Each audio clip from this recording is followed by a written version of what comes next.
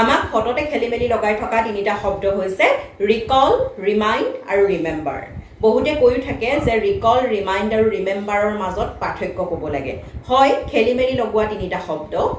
Recall মানে হৈছে মনত পেলোৱা।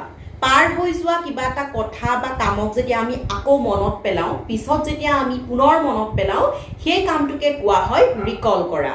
আপুনিও ৰিকল কৰিব পাৰে, ময়ো ৰিকল কৰিব পাৰোঁ, তেওঁও ৰিকল কৰিব পাৰে, আমি একেলগে বহিও ৰিকল কৰিব পাৰোঁ। হৈ যোৱা কথা এটাক মনত পেলাব পাৰোঁ। গতিকে তাকেই কোৱা হয় ৰিকল কৰা। I am recalling my school days. He is recalling his school days. We are recalling our school days. যে মই মোৰ স্কুলীয়া দিনৰ কথা মনত পেলাই আছোঁ, তেওঁ তেওঁৰ স্কুলীয়া দিনৰ কথা মনত পেলাই আছে, আৰু আমি আমাৰ স্কুলীয়া দিনৰ কথা মনত পেলাই আছোঁ। গতিকে আমি ৰিকল কৰিছোঁ। স্কুলীয়া দিন পাৰ হৈ গ'ল, এতিয়া আমি ৰিকল কৰিছোঁ। Please try two recall the incident. যে ঘটনাটো মনত পেলাবলৈ চেষ্টা কৰাচোন। যে ঘটনাটো তুমি দেখিলা, এতিয়া কি দেখিছিলা মনত পেলাবলৈ চেষ্টা কৰা, ৰিকল কৰিবলৈ চেষ্টা কৰা। গতিকে ৰিকল মানে হৈছে হৈ যোৱা কথা এটা মনত পেলোৱা সেই কামটো। তাকেই কোৱা হয় ইংৰাজীত ৰিকল কৰা, ৰিকল কৰা। গতিকে ৰিকল মানে মনত পেলোৱা। ৰিমাইণ্ড মানে হৈছে বেলেগে মনত পেলাই দিয়া। যেতিয়া কথা এটা নিজৰ মনত নাথাকে কিন্তু অন্য এজনে মনত পেলাই দিয়ে, তাকেই কোৱা হয় ৰিমাইণ্ড কৰা। ধৰি লওক আপুনি কিবা এটা কথা পাহৰি গৈছে বা আপুনি কিবা এটা কাম কৰিবলৈ পাহৰিছে, মই আপোনাক মনত পেলাই দিছোঁ। গতিকে ইংৰাজীত ক'লে মই ক'ব লাগিব যে মই আপোনাক ৰিমাইণ্ড কৰিছোঁ। ধৰি লওক মই কিবা এটা কথা পাহৰিছোঁ, অন্য এজনে মোক মনত পেলাই দিছে, গতিকে তেওঁ মোক ৰিমাইণ্ড কৰিছে। He reminds me to go there. যে মোৰ তালৈ যাবলগীয়া আছিল, মই পাহৰিলোঁ, তেওঁ মোক মনত পেলাই দিছে। He reminds me. তেওঁ মোক মনত পেলাই দিছে, গতিকে ৰিমাইণ্ড কৰিছে। কেতিয়াবা এনেকুৱা হয়, আমি লগৰ কাৰোবাক কওঁ যে মোৰ ফল মূল কিনিবলগীয়া আছে দেই, বজাৰলৈ যাবলগীয়া আছে দেই, কামৰ মাজত পাহৰিও থাকিব পাৰোঁ, তুমি মনত পেলাই দিবাচোন। তেতিয়াহ'লে আমি তেওঁক কি কৰিবলৈ কৈছোঁ, ৰিমাইণ্ড কৰি দিবলৈ কৈছোঁ যে please remind me to go' to the market, বা please remind me to buy some fruits. যে মোৰ ফল মূল কিনিবলগীয়া আছে, মোক ৰিমাইণ্ড কৰি দিবা, মনত পেলাই দিবা। মোৰ মনত নাথাকে, তুমি মনত পেলাই দিবা, মানে ৰিমাইণ্ড কৰিবা। কেতিয়াবা এনেকুৱাও হয় যে কিবা এটা বস্তু দেখিলে আমাৰ বেলেগ এটা বস্তুলৈ মনত পৰি যায়, বা কিবা এটা বস্তুৱে আমাক বেলেগ এটা কথা মনত পেলাই দিয়ে।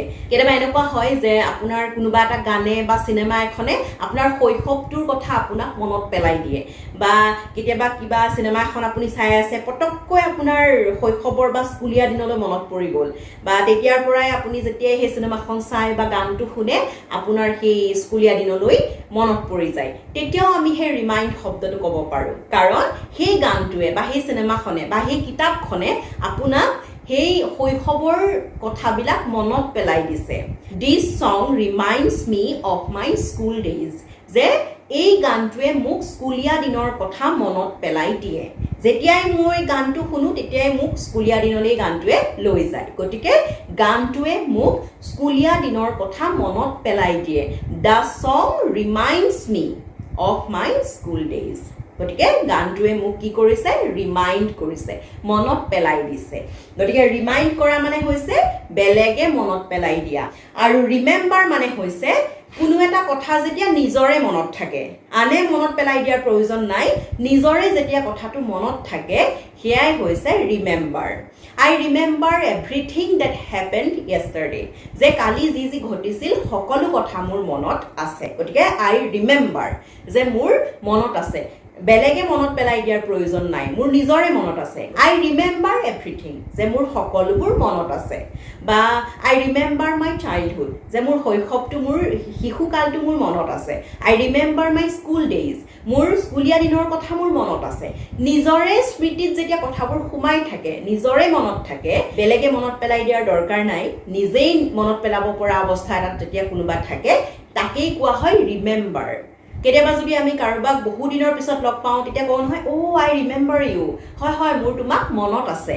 গতিকে বেলেগে মোক মনত পেলাই দিয়া নাই মোৰ নিজৰে তোমাৰ কথা মনলৈ আহিছে আই ৰিমেম্বাৰ ইউ মোৰ তোমাক মনত আছে গতিকে নিজেই মনত পেলোৱা কামটো হৈছে ৰিমেম্বাৰ বা কেতিয়াবা সুধো কাৰোবাক do you remember me yes I remember you যে তোমাৰ মোক মনত আছেনে হয় হয় মোৰ মনত আছে আই ৰিমেম্বাৰ ইউ যে মোৰ নিজৰ সেইটো মনত আছে যেতিয়া নিজৰ কথাটো মনত থাকে তেতিয়া সেইটো শব্দ হৈছে ৰিমেম্বাৰ ইয়াৰ আগত যে কৈছিলো মোৰ ফলমূল কিনিবলগীয়া আছে মনত পেলাই দিবাচোন ৰিমাইণ্ড কৰি দিবা মোক ফলমূল কিনিবলগীয়া আছে সেইটো মোক বেলেগে মনত পেলাই দিছিল যে ৰিমাইণ্ড কৰি দিছিল যে মোৰ ফলমূল কিনিবলগীয়া আছে কিন্তু মোৰ যদি নিজৰে মনত থাকে যে ইছৰা মোৰ ফলমূল কিনিবলগীয়া আছে দেই যে মোৰ বজাৰলৈ যাবলগীয়া আছে য়েছ আই ৰিমেম্বাৰ হয় হয় মোৰ মনত আছে মোৰ বজাৰলৈ যাবলগীয়া আছে সেই ক্ষেত্ৰত নিজৰ যেতিয়া মনত আছে আই ৰিমেম্বাৰ মোৰ মনত আছে গতিকে সেই ক্ষেত্ৰত ৰিমেম্বাৰ যেতিয়া মোৰ মনত নাথাকে মই বেলেগ এজনক কৈছোঁ মনত পেলাই দিবলৈ তেতিয়া সেইটো হ'ব ৰিমাইণ্ড কৰা যে মোৰ নিজৰ মনত নাই তেওঁ মোক মনত পেলাই দিছে তেওঁ মোক